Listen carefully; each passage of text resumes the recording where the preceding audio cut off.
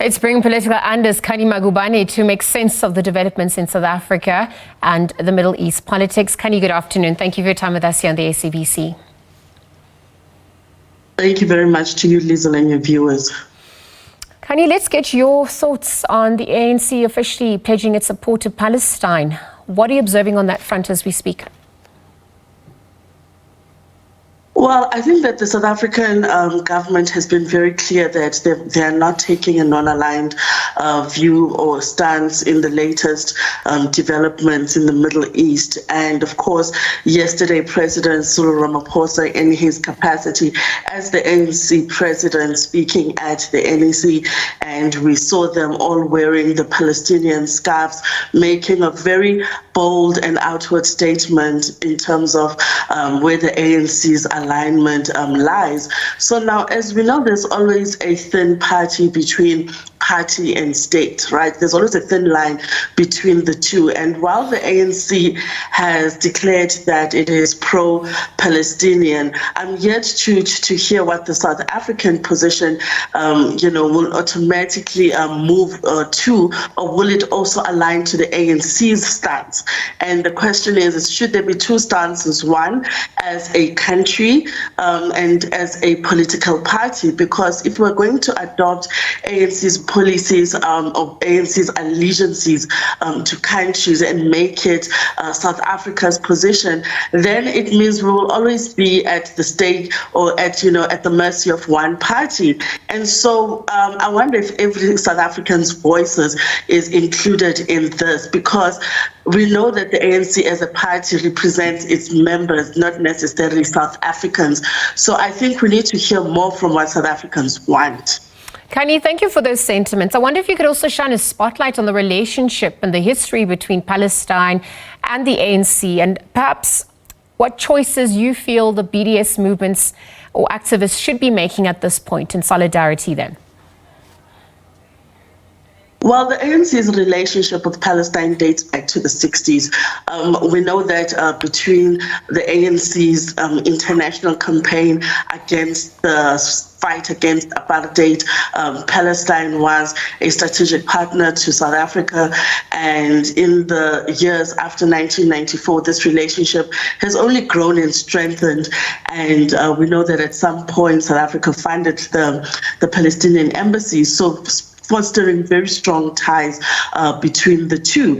And so we know that the ANC at any given point says that the apartheid conditions that the Palestinian people are suffering at the hands of Israelis is very similar to what Black South Africans went through under apartheid. And as such, they have a mandate, they have a responsibility to stand with Palestine, who they say are currently going through present-day apartheid. Khanyi, thank you for those sentiments. In the same, as we're chatting, obviously, I want to turn our attention to the ANC NEC that's also taking place over the next 3 days. And perhaps what you're observing on the outcomes on that front. Yesterday, we heard from the electricity minister about load shedding remaining an issue to the to the growth of South Africa. We also heard from the sports minister about the audit outcomes regarding the doping audit, as well as where we stand in terms of WADA, etc. What else were you observing on that front? The agenda at the NEC was very bulky this year. They had a lot to get through. And we've been hearing some very hot and contentious views coming from the SG, saying there's nothing wrong with ministers getting involved directly with boards, of state-owned enterprises. That was a hot and contested issue. And it comes at a time where boards are crying about meddling and interference. And so the ANC saying that they will expect a report from Minister Pravin Gordhan on what's happening on those fronts. And they're saying that in their view, there's nothing wrong if the minister does make direct contact. However, the minister has been accused of meddling, and as such, there are clearer roles that they're asking for, that the minister needs to have boundaries, which they say almost interferes in their work, in their board work. So that was interesting to come out out. And I think the Palestinian issue also overshadowed a lot of the issues, Liesl, and I think that tomorrow they will continue to speak on it because it's still a developing story. We know that Israel has said that it's going to retaliate in ways that have never been seen before, and they would be rightly and justified to do so. And it also has implications for some of our trade partners. We know that the US has come out very strongly in their support for Israel, right? And South Africa has come out very strongly in their support for Palestine. So already that puts at it polar opposite ends. So it's going to be interesting how that's going to play out from a diplomatic point of view. Well, Khanyi, speaking about some of the issues overshadowing others, we also heard from former President Thabo Mbeki, who made comments about the ANC's renewal.